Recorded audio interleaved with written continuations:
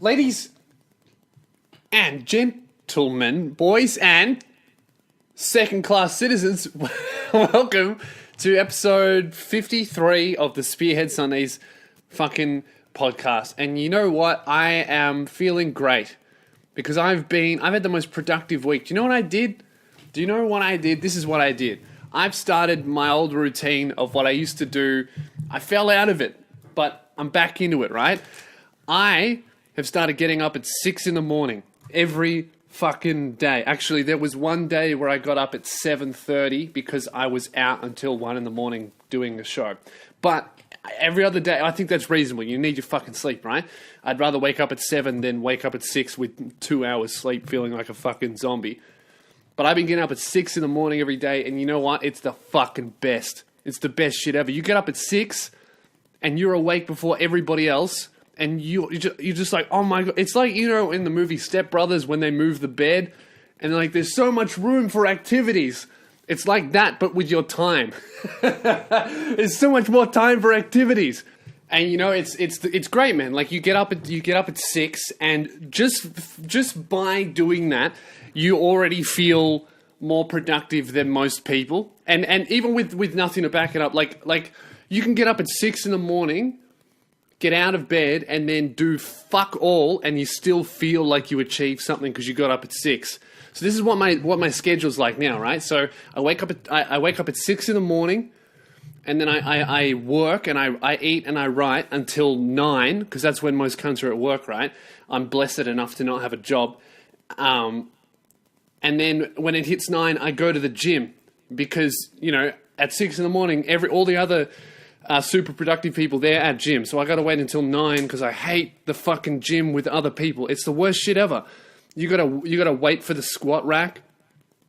That's the worst shit. Like you'll rock up to the gym, you've listened to your amp up music, right? When you've walked there or driven there or whatever, you listen to your music, you get ready, you're like, I'm gonna squat 80 today, I'm gonna fucking smash my personal record, I'm gonna smash it out of the park. You're all ready to fucking bench or whatever, and then you get in the gym, and then there's some cunt who's like 3 times bigger than you are, and who's 10 years older than you, and you walk up to the squat rack and you go, hey man, how many sets do you have left? And he goes, 45, mate, I'll be 3 hours. And then you got to wait for 3 other dudes who've got 50 sets, and then it's your turn. And by the time you get around to the squat rack, you've been sitting there for fucking 10 minutes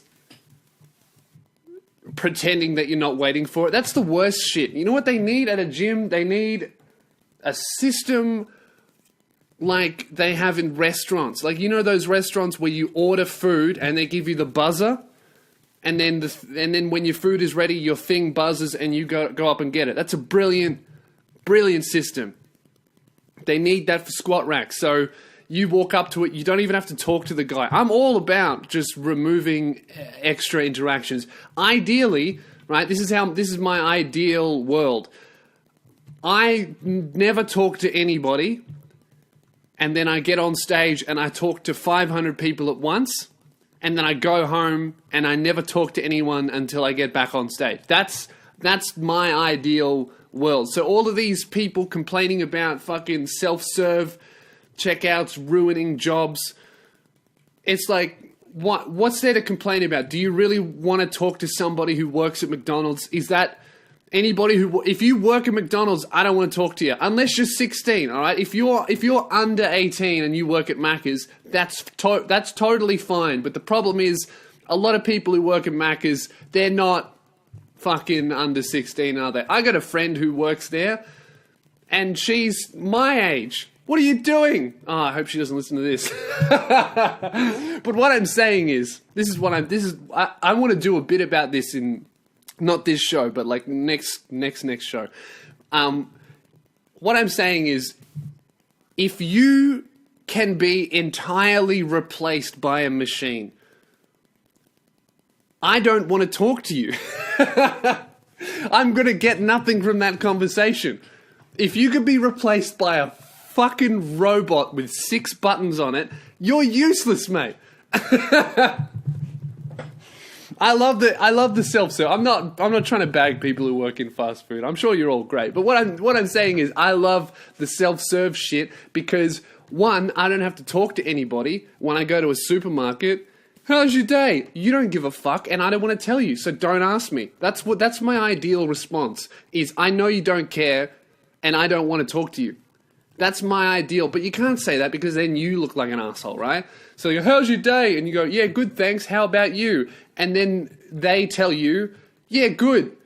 And that's fucking, dude, every time I go to the cafe, I go to one cafe every day, right? And they're lovely people. They're really nice people. But I've been going there every single day for like, it'd be over a year now, right? Yeah, because I started going there when I left my job, and it'd be just about a year now when I started going there every single day, and we have the same conversation every fucking day. Hey, Lewis, how are you? Yeah, good, thanks. And you? Yeah, I'm well. Your usual? Yes.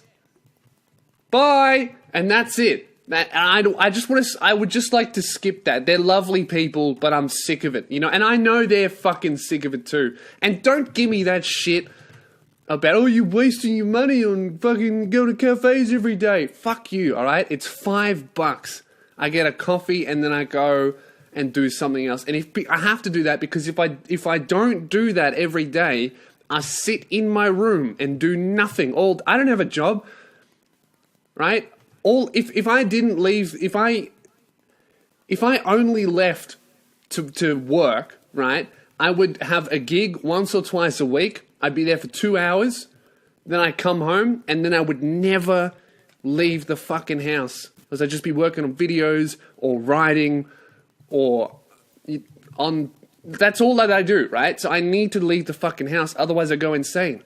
And then I've got nothing to write about. Half the reason why I want to start boxing is so that I have a life experience. Because, you know, I got to do shit, otherwise I don't write about it. Like I went on a holiday to Thailand and I wrote a whole fucking awesome 5-minute bit about it that'll be in the new show.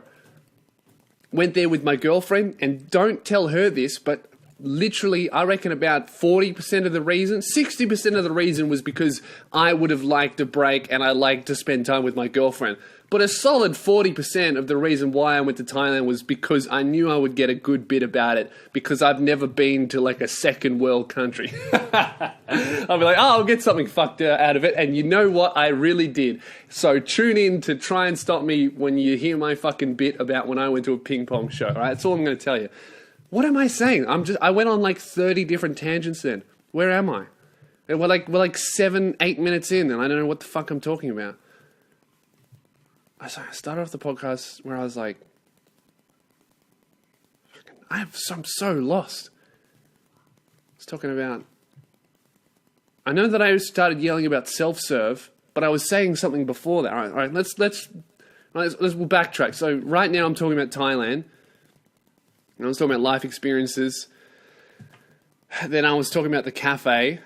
And then I was yelling, oh yeah, that's what I wanted to yell about. The fucking, oh, don't waste your money on, you know, all that bullshit that the fucking old cunts, all of the old people are like, there was one massive news article about it in the Herald Sun where this one guy, if you're not in Australia, the housing market is fucked, right? Just to give you a brief outline. No one can afford to buy a house. The average price, let me look up the average price of a house in Melbourne, right? Average price of house in Victoria. You know what? I bet it's really cheap. Oh, dude. Okay, so the average house in Victoria, so the whole state, is 510,000. The average price within the Melbourne region is like 700 grand. Like that's like from the shittiest of the shit to the super expensive mansions, right? So houses, basically, if you want a nice place, it's gonna cost you $1 million, straight up. No one can fucking afford it, so everybody has to take out these massive loans, and then they get indentured and are enslaved to the fucking bank until they're 80. Like, my parents are still paying off their house, man. They've got, like, I'm pretty sure they still owe, like, at least $100,000, and they're 50, man. Like, that's fucking mental. They bought the house 20 years ago. They still don't own it. That to me is crazy. I mean, that's their life, and that's just how you did shit. But I don't know. To me, I feel like what scares the shit out of me, right, is, look, I'm on another tangent. Now I'm talking about the housing market. Like I know what I'm talking about. You fucking idiot. I don't know anything about this shit, okay? But you know what? That's never stopped me before, has it? Okay, to me, right, I would rather pay rent until I die than fucking buy a house and then be chained to that one spot for fucking literally 50 years. Like, what's the most that two people can save up? Like $300,000 maybe in like 5 years? And then you get a house for like a $700,000 loan to pay off a house. And then you got to pay that shit off plus interest. And the interest, by the time you pay off the 700, you end up owing another 3. It's just fucked. And there was this massive article that came out because obviously all the young people now are thinking about, how the fuck am I going to buy a house? They're all $1 million and I work... And I just lost my job at Macca's because they brought in the self-serve machine. Throwback. Okay. Yeah, all these young people are like, I can't afford a house. What the fuck is going on? And then this one old cunt writes an article going, I bought a house, and you know why? It's because I didn't go to cafes every day and buy smashed avocado. And then that became the first meme that old people ever created. That was the first meme that was that was created and shared by old people when it was happening. Because before that, right, the only memes that old people had were like the scraps, the bones of a meme that we used to think was cool 6 months ago. Like, in 6 months' time, my mum's going to start doing the mannequin challenge. And that avocado shit, that was like a monumental achievement in old people internet history. That's the first time they ever created something original that was widely shared by their own kind, okay? And it became a fucking thing to be like, oh, all these young people are wasting all their money on smashed avocado. My mum said it to me. My mum said, oh, you go to that cafe and you get smashed avocado, you're wasting your fucking life. And then I heard her listening to it on 3AW, the old people station, talking about smashed avocado and how expensive it is. That's when I realized that my parents are getting old, because I caught my mum listening to 3AW, because we used to listen to like the mainstream shit. I used to love radio, man. It's probably pretty surprising coming from all the anti-media shit that I talk about now. But when I was young, all I wanted to be was on radio. Look at me on another tangent about radio. I'm going to get so lost at the end of this. I'm going to get to the end of the podcast and I will not have finished one thing that I was talking about. But you know what? I'm just giving you a little teaser of everything, and you'll be like, wow, that was an interesting podcast. I learned absolutely fucking nothing other than Lewis has ADD and can't finish a thought. Okay, look, I'm going to endeavor to finish this smashed avocado shit, all right? Let me give it a go. Actually, I'm fucking lost. I don't know. I was going somewhere with the avo shit, and then that's right. Okay, so even my mum said it to me. All right, and it's like, dude, we can't not afford houses because on Sunday we pay $20 for eggs. We can't afford houses because they cost $1 million. Who the fuck has $1 million? No one has that. So you got to go and you got to save up like 10% of that. And then you got to marry some woman that you only kind of like. And then she has another $100,000. And then you've got 200. And then you work together to get another 50. And then you're like, oh, please, can you pay for the rest, Mr. Bank? And then the bank is like, yeah, for sure. But if you can't pay for it, we also want your parents' house. And then you got your fucking parents to co-sign the lease. That's not what it is. That's renting houses. I don't know what I'm talking about. But the point is, banks are evil. We all know this. I'm going Alex Jones on everybody, okay? The point is, we can't afford fucking houses. But you know what? All these old people yelling at me about spending $20 on a fucking meal when they're the ones that owe $700,000 to a bank. They don't even own their own house. At least I own the $20 that I'm fucking throwing away, that I'm wasting on eggs. Do you know what I mean? I own that. I can waste it. I don't give a fuck. It goes away. I'll make another $20. I'll buy some more fucking eggs. What are you going to do, huh? What are you going to do when you spend $700,000 of someone else's money? You're fucked. When I spend $20 and then I have $0, I leave the cafe and I can go and be homeless on the street. You can't even do that. You go to fucking jail. If I bought eggs the way old people bought houses, I would go to the cafe and I'd be like, hey, can I get some eggs? And I'd be like, yeah, it's $20. I'm like, all right, sweet. So I have 10 cents. What can you do for me? And I'm like, well, we'll give you the eggs now, but then you got to work in the kitchen for 50 years. Sound like a good deal? And I'm like, yeah, all right, let's do it. And then I'd go into the kitchen with my wife and she signed up to the same deal. And then we get like 10 years into it and we'd be like, man, I really fucking hate washing dishes. And then she'd be like, man, I really fucking hate you. And then she'd start fucking the other guy that's washing the dishes. No, she'd fuck one of the customers, right? She'd go and fuck someone who isn't indentured into the dishwashing thing. And then I'm stuck there, I'm cleaning off a plate, rubbing it down, and then I look out the window and I see my wife just sucking some customer. I'm like, what are you doing, you bitch? And then I break up with her and I divorce her. And what she does is she goes, right, look, I'm taking the kids, and so what we're going to do is I want, right now we've been here for like 10 years, so out of the $20 that we owe, we've collectively worked up about $8, and I want 6 of that. And then you'll be like, well, I don't know, we should do like 50-50, so I'll keep $4, otherwise I'm going to be stuck washing dishes a lot longer than you are. And then she's going to be like, nah, let's go to court. And then the court system is going to go rule in her favor because she has a vagina. And then all of a sudden, you're back down to $2. You've been there for 10 years and you've got another 50 years to pay off your fucking eggs. And that's why the divorce system in Australia is fucked. Oh, finished a point. All right. So there we go, guys. You learned something today. I started off on, I don't even remember what I started off on waking up early in the morning, and we got through self-serve. We got through fucking, I don't even know what I was talking about. And then we got through like the mortgage crisis, and then the avocado thing. And then we got through paying off loans and the banking system being evil. And then we made it all the way through to cheating whores. And then we got to divorce court. 17 minutes and 24 seconds in, I just gave you a wealth of knowledge. All right, so that was, what else did I want to talk? Yeah, so basically, I don't know, there is no basically. There's no way to sum that shit up. You had to be there and experience it. You just had to be in the moment, guys. So, if anybody asks you, if anybody is like, oh, what's the Spearhead Sundays podcast like? Just refer them to this episode, and they'll be like, yeah, it's basically this. And then your friend will listen to it and go, is this dude schizophrenic or what's going on?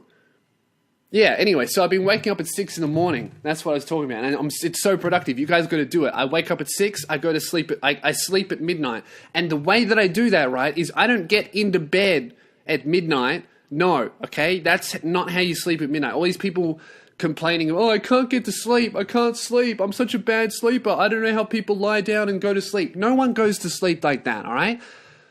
You know why you can't sleep? Because you get into bed when you're supposed to actually be asleep. So you're like, oh, I'll go to sleep at 11 p.m. and you get into bed at 11 p.m. and that's not sleeping. You have to begin the process of going to sleep. It's a fucking thing, right? And everyone will get into bed and they'll be like, oh, well, I got to be asleep in 10 minutes. So what I'll do is I'll turn all of the lights off. I'll get into bed and then I'll jack the brightness up to fucking full on my phone and scroll through Facebook for half an hour. And then I'll put the phone down and be like, oh, I wonder why I'm not sleepy. Because you're looking at your phone, dickhead. This is how I fall asleep, right? This is what I do. I get into bed at like 11:30. If I want to be asleep at any time, I get into bed at least half an hour before that, and then I turn on my little lamp and I read, not the phone, right? You can't have a backlit screen. That keeps you awake, right? The whole thing, it's an unnatural thing. Your body's supposed to go to sleep when the sun goes down. We invented lights. They're not real, right? We invented lights, and then our evolutionary system was like, I don't know what a fucking light is. I'm waiting for the sun to go down. So, if you have a light on, your brain's still going, nah, that's the sun, mate. I'm not going to sleep yet. It's still fucking morning. Don't try and fool me. I'm pretty smart. I've survived for 40 million years. That's the sun. So what you need to do is you need to turn the lights off, have a little lamp on, and read a book, like a paper book or a fucking Kindle. Not the backlit screen Kindles, those are crap. You want the older ones that are just like digital ink. They're the best shit ever. I've got a Kindle. I've read 10 books, man. I get into bed at 11 p.m. I'd read for an hour, and by the time I get 45 minutes in, I'm struggling to stay awake. Do you know what I mean? Because you're working out your brain, there's not much light, and you start to power down. It's just natural. All these people talking about how they can't go to sleep, it's because you're looking at your phone. This is such a ranty podcast. You know what? This is one of those podcasts where I'm right in every situation. It doesn't matter what I'm talking about. I have the answer. If you want to be productive, get up at 6 a.m, go to bed at midnight. Everyone will start doing that. Be like, oh, I need more sleep than that. I don't give a fuck. I'm right.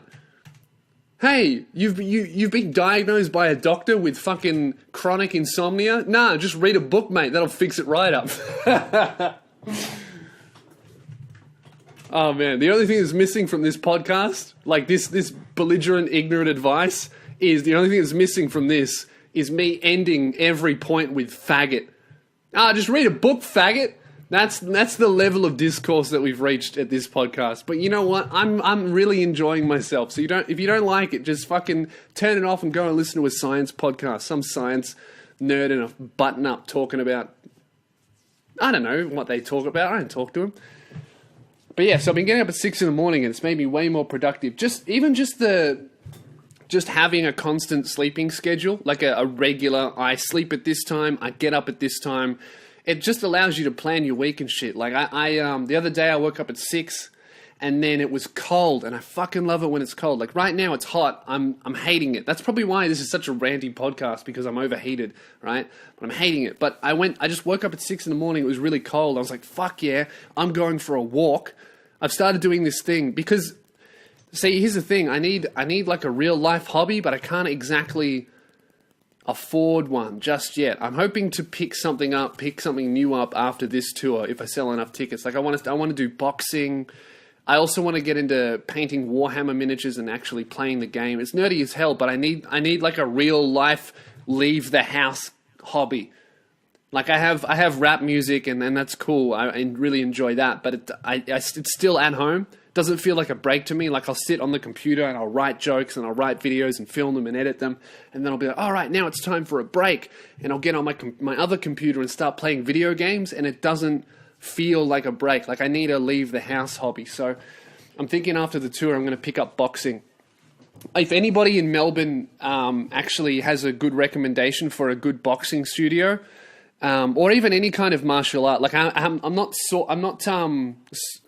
solid on which martial art I'd like to pick up. I did karate when I was a kid, but if I'm completely honest with you, I did it for 4 years, and anybody who's mad into karate is going to hate me for this, but I just couldn't get over all the spiritual shit, like the meditation fucking stuff. Like I don't want to fight anybody. I had no desire to fight people. But I'm not going, like, you'll never see this in a boxing studio, right? You walk into the boxing studio and then they get everybody to kneel on the floor and call the guy in charge their sensei and talk about all this spiritual shit and fucking how the Japs used to meditate. Like that, I'm not interested in that side of it. I got respect for people who do all that monk type shit, but it's not for me. I've tried meditating, and see, now we're on to meditating. I'm yelling about boxing, karate, meditating, whatever. I'm just going to let it run. I'm not going to talk about what I'm just going to let it go, right? This is going to be just a loose podcast. I've done meditating, and I really enjoy it by myself. I've done yoga, and I really enjoy it by myself. But I've done yoga where there's an instructor and fucking hated it. Because he'll the dude will be like, now we're doing this position, and then I'll look at him and I'll do the position, and I'll try and figure out how to do it, and I'll make sure that I'm in the same position as him, and he'll come up and correct my form and all of that. And that's great. That's awesome. But then we get into the stretch, and then he just starts talking about all this fucking shit about the universe and about how this monk said this to that monk and how all this fucking dumb theories and all this shit. And I'm such a cunt that even in a relaxed darkened, clear your mind yoga environment. He's talking about all these theories, and I just want to be like, that's bullshit. How does that make sense? No, that's fucking horse shit, mate. Like he was talking about reincarnation and all this kind of stuff, and talking about the theories behind reincarnation, and how basically this guy was like, most humans are human for the first time, and then they start back at the bottom of the scale, so like insect, and then you work your way up to human, depending on how good of a person you are. And it's very rare that anything gets to be a human, because, you know, there's billions of ants. Do you know what I mean? So that means if I don't know, if someone was a bad horse, if someone was a real cunt of a horse, he'd end up back as an ant. That's why there's so many ants. That was the theory, and that's why, you know, there's less humans. Like, there's way more ants than humans. Do you know what I mean? So he was saying that there was this yogi where his theory was most people were human for the first time. And he kept saying that, like, most of us, we're learning, you know? There's only a few people who have been human more than once, and those are the guys who are really spiritually enlightened and all this kind of stuff. And I was like, yeah? How the fuck does he know that? If this is his first time being human, how the fuck does he know? Huh? Tell me that. With your pretentious little projected whisper that they all talk in. Right, so we're going to assume this position. You know that fucking thing? I don't know. All I want to do, I went there with my girlfriend, and she loves that spiritual feelings talk, and it really makes you think. It's like, I just want to fucking stretch, all right? And I know that the brain and meditation stuff is half of what yoga is, but I can't meditate when there's some dude wearing an adult nappy walking around with his shirt off talking about how everybody's been reincarnated, with just referencing shit and talking about the universe and souls and energies. It's all horse shit. Just teach me how to stretch, and if you want me to clear my mind, shut the fuck up. So, anyway, back to what I was saying. What was I saying? Oh yeah, I woke up really early and I went for a walk. This is something that I've started to do, where I leave my house and I pick a direction that I have not walked in before, and I just go straight for as long as I can, and then I turn around and I go home, and I just see shit that I've not seen before. And once I'm running out of directions, like I've gone forwards, I've gone left, I've gone right, and I've gone behind me. And now, after that, I'm going to have to work out the diagonals. But that's kind of like, I mean, if I've gone forwards and left, I've basically gone diagonal. Like, the diagonal's just whatever's in the middle of that. I pretty much know what's there. Do you know what I mean? So I might have to pick a new weird hobby. But I went backwards today. I went behind my house and just walked. And I was walking for like an hour, just writing bits in my head and figuring out jokes and shit. And then I came across this cemetery that we always drive past. It's this huge, massive cemetery. And it was like really early in the morning, really nice day. So I was like, why not? Let's go in.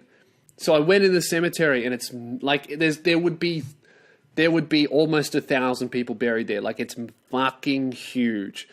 And I was going through and I was reading all of the graves. It was like real. Everyone I've told about this has been like, half the people have been like, wow, man, that's really cool. That's awesome. I wish I could do that. There's so much history in there, and that's really cool. It's good to like look at that stuff. And then the other half of the people are like, you went to a cemetery by yourself and read other people's graves that you didn't know. You're a freak.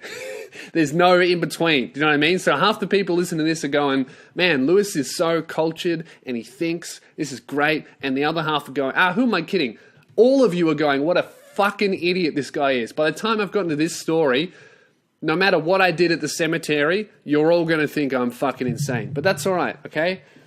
So I went into the cemetery and was walking around, and there were so many people there. Like, there weren't alive people. I'm talking like dead grave stuff. Like, it was so hard to walk around because I didn't want to walk on anybody's grave, but they had hardly any path.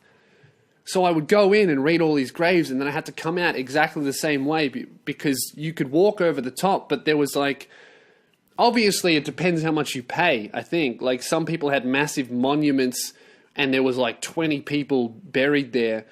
And then other people just had a little plaque in the grass. So until you got close, it just looked like grass that you could walk over. But then you realized the plaque was there. That's some poor person's grave that couldn't afford a monument. So I didn't want to walk on any of them. So I don't know. I was in there for ages just reading shit, and it was real interesting. Like, there were graves from 200 years ago. And I was reading just the more interesting ones. I found a whole bunch of people that were in the army. There was this one guy that was like a general of the Australian Army in World War One. And then he left and he became like the head of almost every organization you could think of. He was like the head of public transport. Then he was the head of some Rotary club. He was the head of some economic business. Like, the dude had like 5 different boss careers. Like, that most people would work their whole life to get one of them and stay there forever. This cunt had 5 and he was a general. So I'm like, that's a dude who lived his life. And then there was another guy who was like the opposite of that. There was this one dude. It was like from the 19 somethings, right? Dude, was Australia even a thing in the 1800s? Look at me saying 200 years ago, and I bet it wasn't. When was Australia founded? Look at me. Fucking history nut over here. 1788. Okay, so I thought so. Yeah, so there were some from the 1800s. It was 200 years ago. There was this dude from the 1800s, and his name was at the top. So it was like, I don't know, Richard. I don't know what his real name was, but his name was Richard, and then below that he had all of his children. So Richard, he died when he was like 60, which I guess is pretty old for the 1800s. But then he had one kid that died when she was 4 months, another one at 8 months, another one at 10 months, another one at 4 months again. And then he obviously had another kid, and that one lived for ages, and he was like, oh, good, we're over that nasty bump of all of my children dying. And then that one died at 10 years old, and then the one after that died at 20 years old, and then his wife died at 40, and then he died at 60. And that is a guy who, I don't know how he pushed on through all of that shit. What a bummer that was. There's nothing funny about this. I don't know what I'm talking about. I don't know. I just saw it and I felt like I had to tell someone that this dude lived through literally like 7 or 8 of his kids dying, even at 10 years old and 20 years old, and he still pushed on to 60. At least, you know, he must have been successful because they had a massive monument. I mean, you want to have a monument, right? If you've got 8 dead kids, you want to have a big fucking... You need enough space to write their names. Oh, that's fucked. What else are we talking about today? Oh, we're about halfway through. Fucking hell, I haven't finished. I'm looking at all the stuff that I've written down that I wanted to talk about. I haven't spoken about any of it. I've been hitting the gym, guys. I've been going really well. I'm going today. I'm waiting until it gets less hot. It's way too hot. I'm fucking cooking. But I am going today. I want to be 80 kilos by the tour. That's the goal. I'm like 76 right now, so I haven't put on too much weight since the live podcast, but I'm getting there. I'm getting right into it. I had a week off when I was getting ready for my trial show, but now that I know that my show is going to be really good, I'm fucking smashing it again. So I'm going to be 80 by the tour. I've got exactly a month. March 3rd, Geelong, that's my first show. I'm so ready for it, right? Speaking of Geelong, there's literally 10 tickets left. So if you don't have tickets to that, buy them now because they're going to sell out. But yeah, I want to be 80 kilos. So I'm going today. I have been going. Thank you for everyone keeping me motivated. I'm smashing it. I'll hit you up next week and I'm going to tell you my lifting stats. I'll tell you what I'm benching, what I'm squatting, and what I'm deadlifting. I'm going to go this week. I'm going to go for maximums. All right. So that's the plan. Okay. Speaking of the show, on this Thursday, I had a breakthrough moment with the show. I've been freaking out about the show. I know that it's a good show, but I've been freaking out. Fuck, is it better than the other two? Because it's no longer, like my first show was like, I can't fail.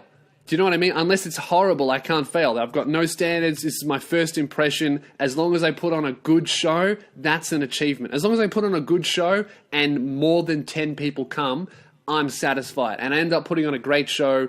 I think 800 people came all up. My first thing, which is really cool. I made fuck all money on it, but that wasn't the point, you know what I mean? I proved myself. And then the second show was way better. It was much better. More people came.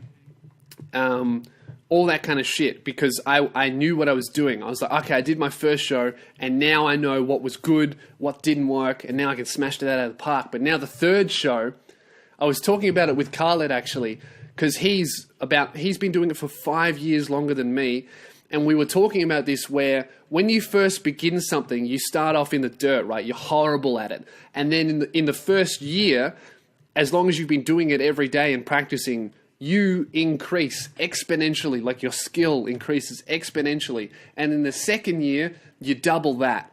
And then the third year, you increase it just a little bit. And like the longer you've been doing something, the slower your skill increases. Do you know what I mean? But and that's why someone who's like 40 years old is so much better than someone who's been doing comedy for 20 years is so much better than someone who's been doing it for 3 years, and the average punter couldn't really tell you why. Like, because the difference that has been stacked up over years of experience is so small, but it adds up. So it's not something that you can notice. Like, the difference between me and someone in their first year is a massive difference. The difference between me and someone in their 10th year, the person in their 10th year will be way better than me, but you would almost struggle to say exactly why. You'd just be like, they were just funnier. But you wouldn't be able to say why. Like for example, if someone in their first year compared to me, you'd be like, oh, well, Lewis had better stage presence.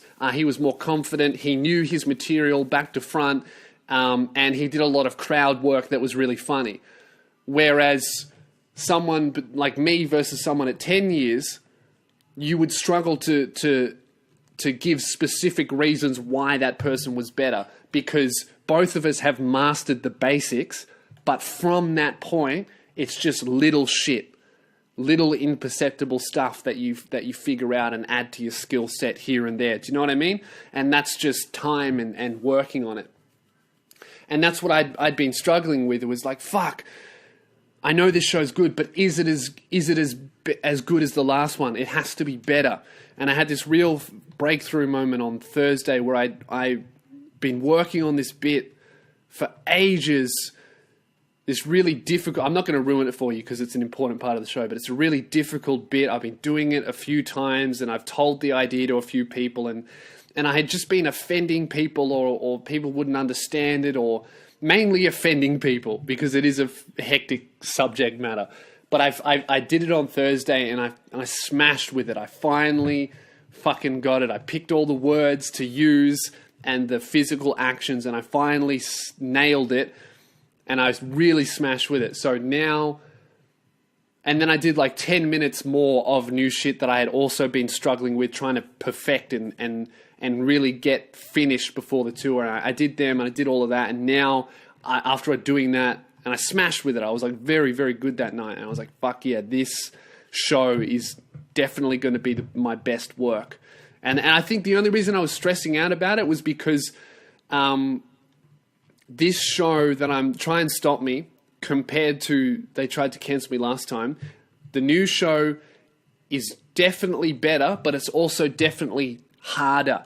Like, it's harder material, harder subject matters, more technically difficult things on stage. It's hard to explain, but I now have full confidence that when you guys see the show, when it's fucking done, I'm really excited for it. So, yeah, you guys will see lewisspears.com/gigs for the tickets. I wanted to give a quick thank you to especially Sydney and Brisbane. I don't know what's happened in those two cities, but I have outsold, like I've broken my attendance record by a huge margin from last year. In especially Brisbane, the first time I went to Brisbane, I was in a 150-seater. I sold 30 tickets. The second time I was there, I was in a 150-seater. And I think I only sold like just over 100.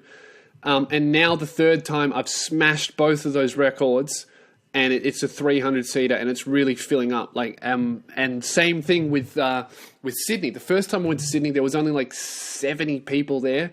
Second time I went there was like 220, and now already, and there's 2 months until those two shows start, I've sold more than that. So thank you very much to everyone who's booking. I don't know what I did in those two cities that has made this huge jump, but I appreciate you guys booking ahead so early.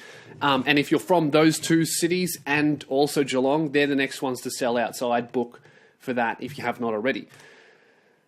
I had a whole bunch of other stuff I wanted to talk about, but let's get on the miss bit. Oh, actually, just before that, New Year's resolutions, I forgot to tell you something that I'm doing.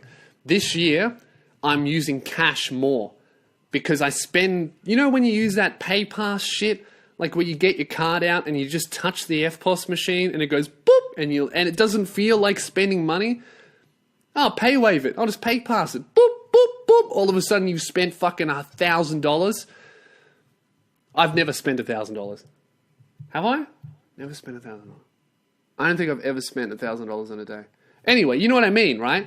The fucking PayPass shit, it doesn't feel like you're spending money, so you end up spending more than you do. When you have cash and you have to physically give it to them, and then they physically give you change, and you see and feel how much you have left, that's just teaches you how to be better with it. Do you know what I mean? It's more real. So I'm using cash more often. Plus, I don't need my fucking debit card out there, you know what I mean? I'll use my fucking thing and I'll go boop, and then some cunt will have my identity. They'll be me. They'll be planning a fucking terrorist attack in America, assuming my identity. Within like 2 weeks, there'd be some dude in a trench coat on fucking stilts shooting up a school, and everyone will think I did it.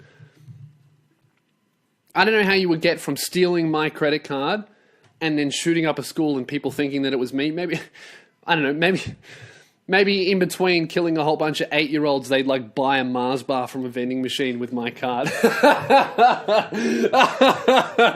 don't know how that would work, but you know what I'm saying? Like, it's identity theft. Be wary of it, guys.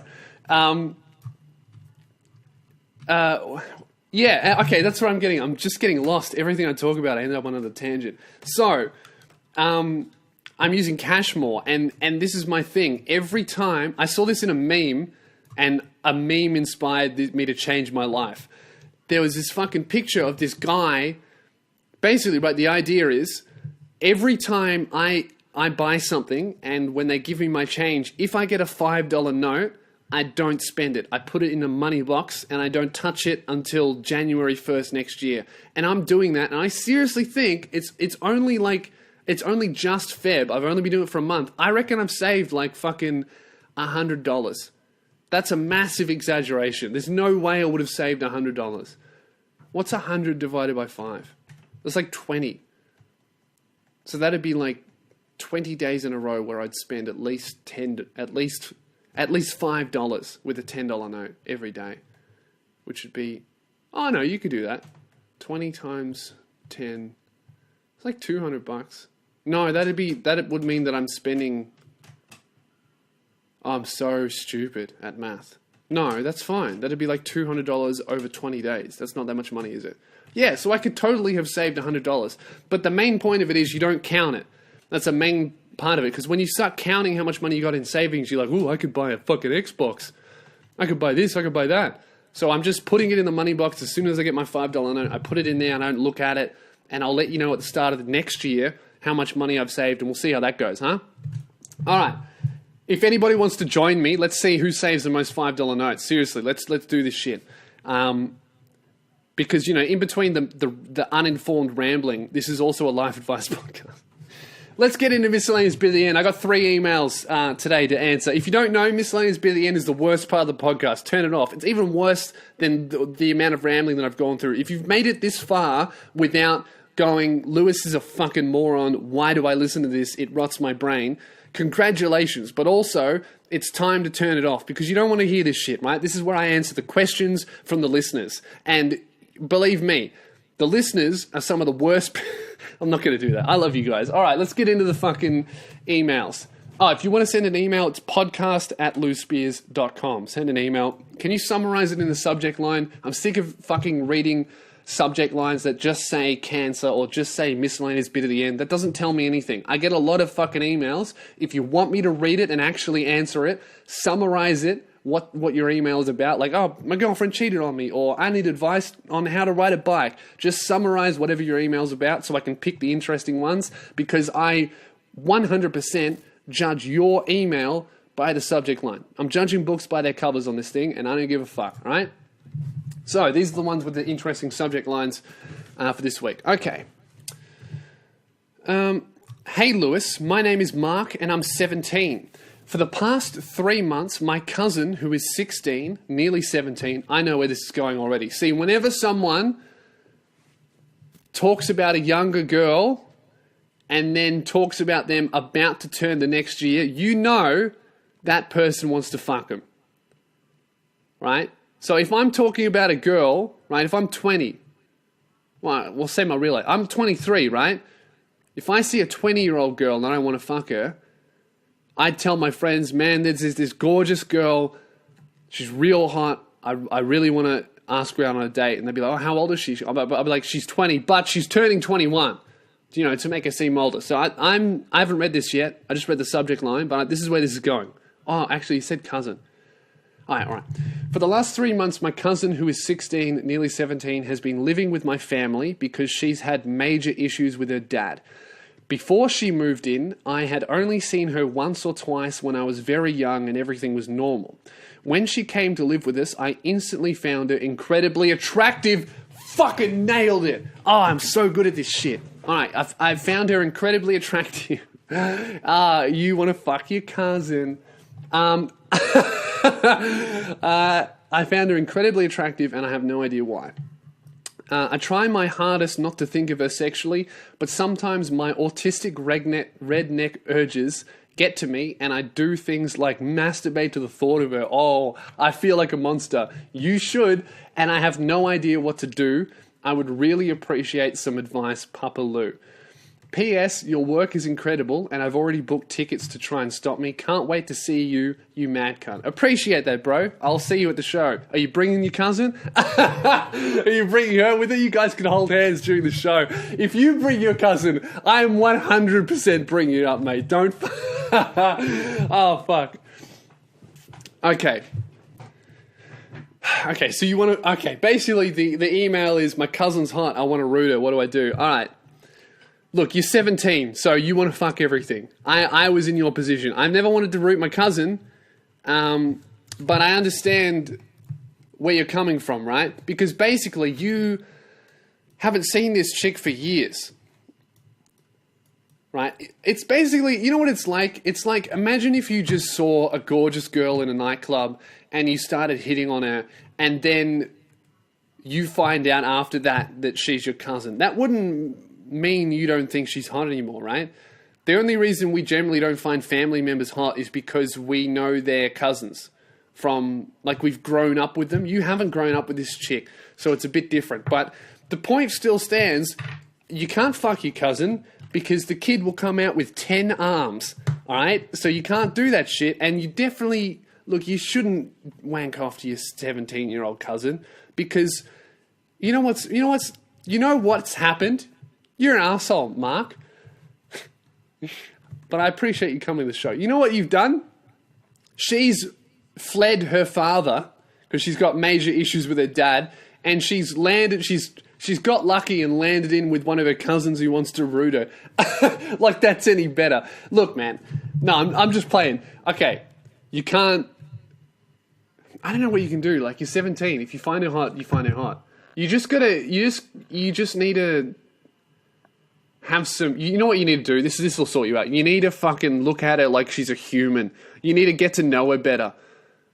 Your brain doesn't know she's your cousin, so it's like, oh, there's a new woman in the house. We gotta fuck her, man. We gotta get her pregnant. We gotta ensure the survival of the human race. Your brain, it's the same shit that I was talking about with the sleeping stuff. Your brain doesn't know what a light is, and your brain also doesn't know there's 7 billion people on the planet or that she's your cousin. Your brain just wants to fuck it because that's just how you're wired. So what you need to do, man, is you need to understand that she's a human and she's not there to have sex with you. She's there, she's running away from her dad. He's probably an asshole to her. Maybe he wanted to fuck her. You know, maybe that's what she's escaping.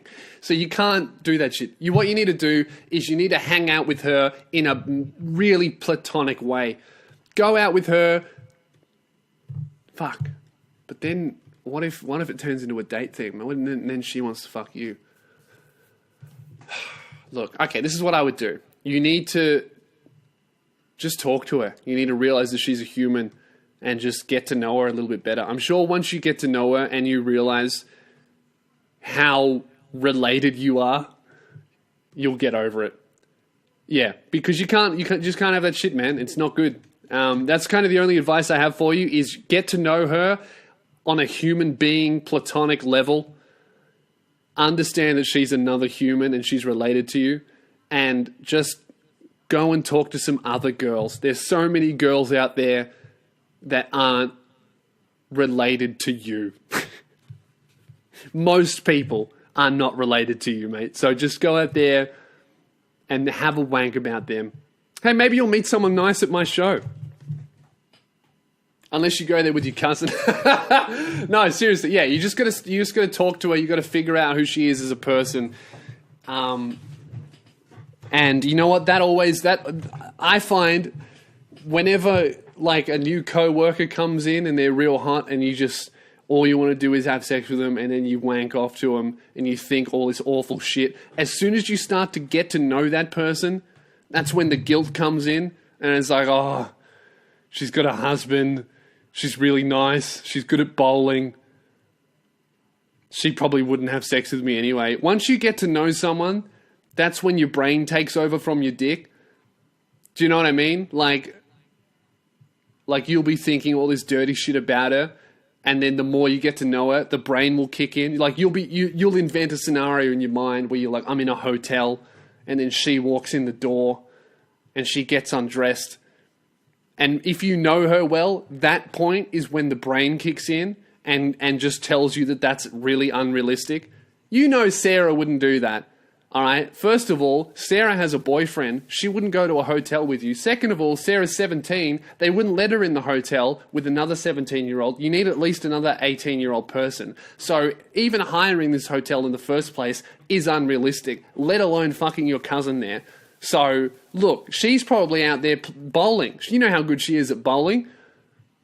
She doesn't want to suck your dick. She wants to get a strike. And that's when the brain kicks in. So just get to know her. The brain will kick in, and the dick will take a step back. Good luck, man. Let me know. And if you end up fucking her, send me an email. All right, next email. Here we go.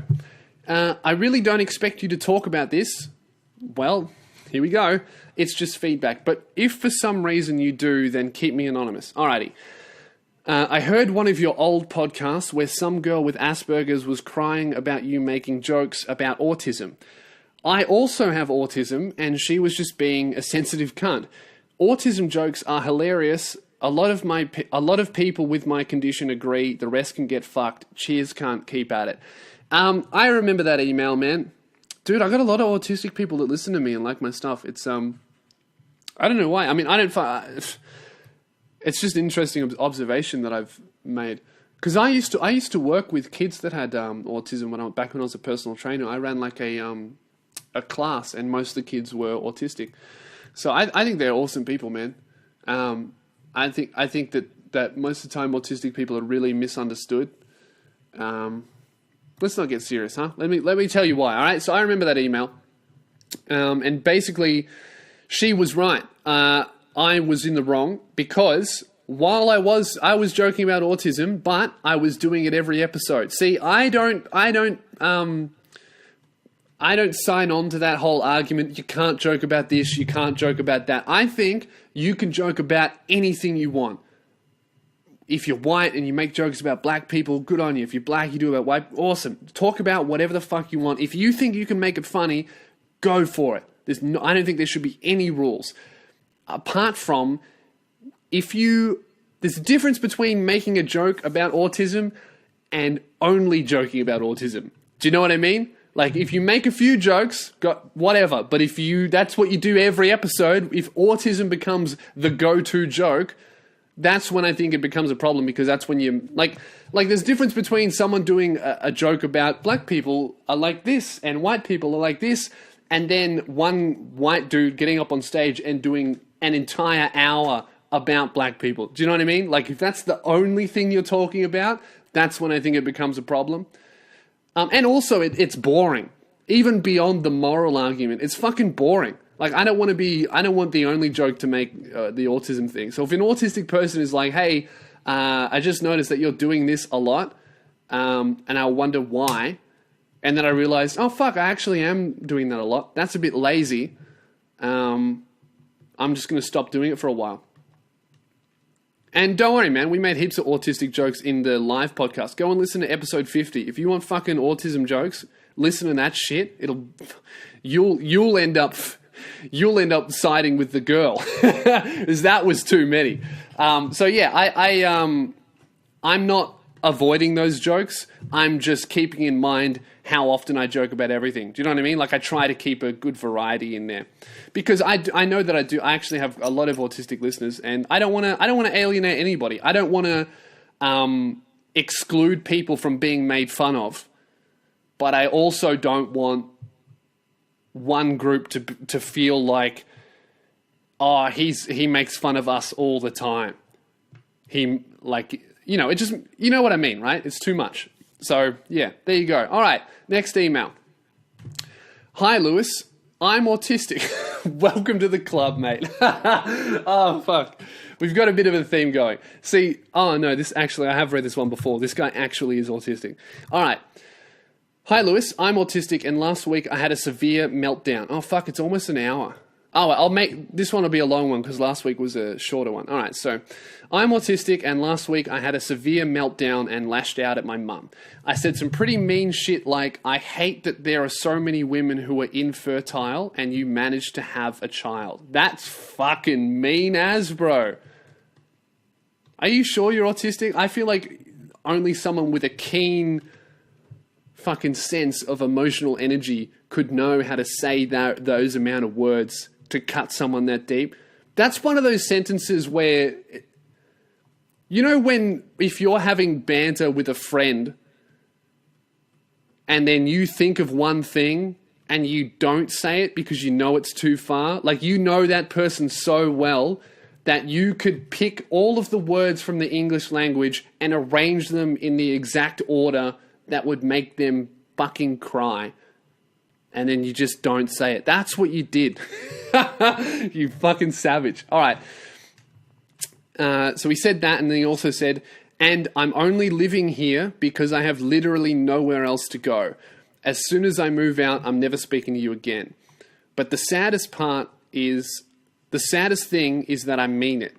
People often tell me I should love my parents unconditionally. That's false. You should never love anybody unconditionally. That is incorrect. All right? I don't care if they're your firstborn son. If I had a son and he raped me, I wouldn't love him anymore. Do you know what I mean? Like, that's the limit. I mean, you could go out and kill someone. I'd probably still... Depends how many people. You know what I mean? Like, I think I could get over 2 people. If you went and shut up a school... even then, though, like, there are parents who are like, yeah, he did a horrible thing and it's undeniably an evil thing to do, but I still love him because I'm his mum. But I feel like if that guy shut up a school and then raped his mum, she'd have a different opinion.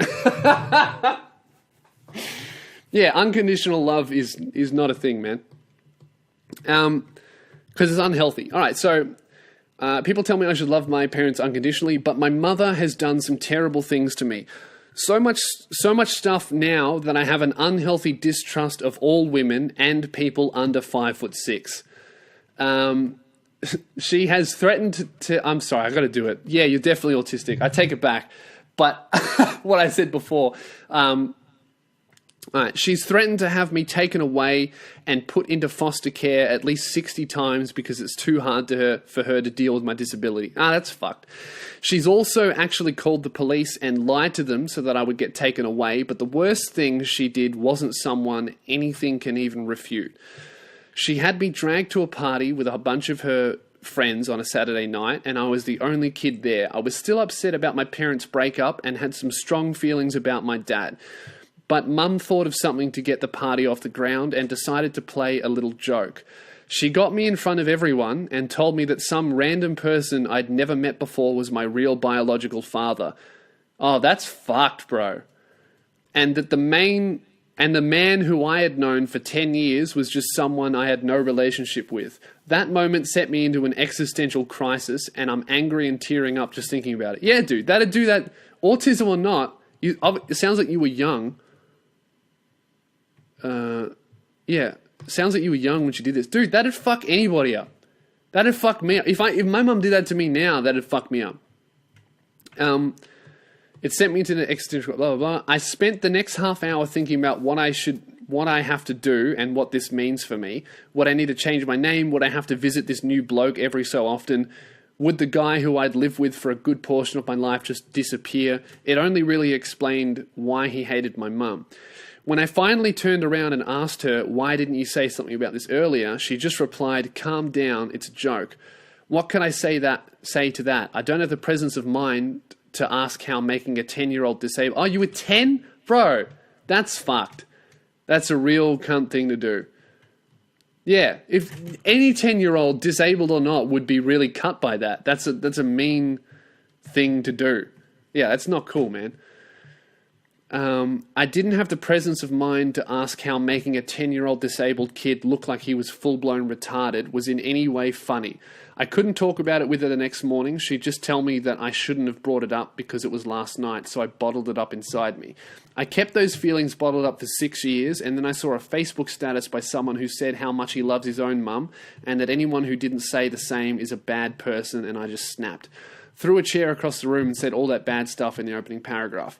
My question is, should I try and mend my relationship with her, or do I just get through the next couple of years with gritted teeth and cut her out of my life forever as soon as I move out of her house? Also, as a follow-up, would doing that make me a bad person? Awaiting your reply. I'm going to call you Sam, because I can't remember if you wanted to be anonymous. Look, Sam, that's fucked. See, the thing is, I don't pretend to be a fucking expert on autism, man. But, you know, I feel like I try not to give concessions to people. Do you know what I mean? Like, I don't feel like because you're autistic, she needs to tiptoe around you and all that kind of stuff. Like, you're clearly, you understand what she's doing and what she's done. Like, if she did that to anybody, autism or not, it'd really fuck them up. And it sounds like you've come from, like, you know, sounds like you don't have a good relationship with your dad either. What I would suggest, man, is I actually did this when I was younger as well. When I was like 17, 18 and I was having a rough time. It wasn't to do with family. I just had no friends, right? It was like 16, 17. When I was 16 and 17 and I was having a really rough time just being happy and finding my place in the world, I went to a therapist that specialized in young people. You can get, we got it on, if you're in Australia, we got it on Medicare. You can get like, if you talk to the doctor and explain, you know, I'm having trouble with my happiness and my emotions, blah, blah, blah, all that kind of shit. The doctor can actually prescribe you almost free therapy sessions. And this is for anybody. You don't have to be autistic. Like, I got them. Do you know what I mean? Like, I was just some fucking kid that I was just a little bit unhappy. You can get like 5 or so sessions for free. And then I'm pretty sure if the therapist decides that you need more, you can get more for free. And I only ended up going to like 3, and it helped me so much. Like, it really helped me sort out in my head, I'm unhappy because I'm at school doing what I don't want to do. What I really want to do is comedy.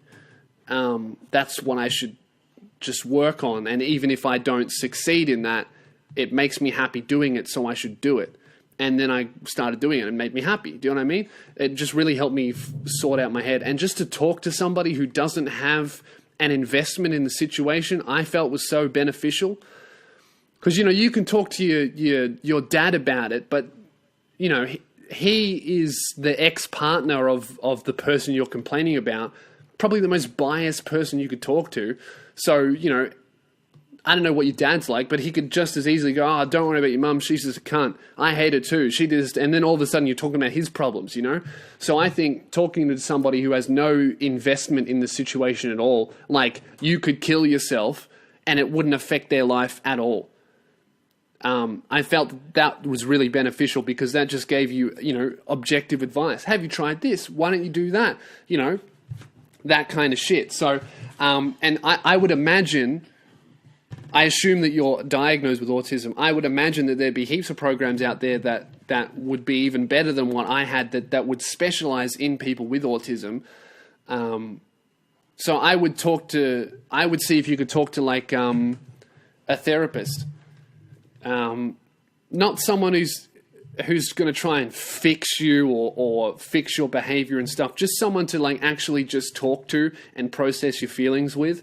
Like, so, yeah, man, look, book yourself a doctor's appointment. Go online, figure out where your nearest bulk billing center is, book yourself a doctor's appointment, go by yourself, talk to the doctor, explain that you're having problems at home and that you think it would be beneficial to talk to a therapist, and go and hopefully he'll prescribe you that shit and then you can get it done. Talk to your mum as well. I'm sure, you know, it sounds like she's done some cunty things to you, but I'm sure, you know, she said that shit about you being hard to deal with. I'm sure that she would be open to trying something that would in her mind make you easy to deal with. Do you know what I mean? And then that should help. I guarantee you it'll help way more than emailing some fuckhead with a podcast. That's for sure. So yeah, do that, man. I recommend that. And I recommend that to fucking anybody.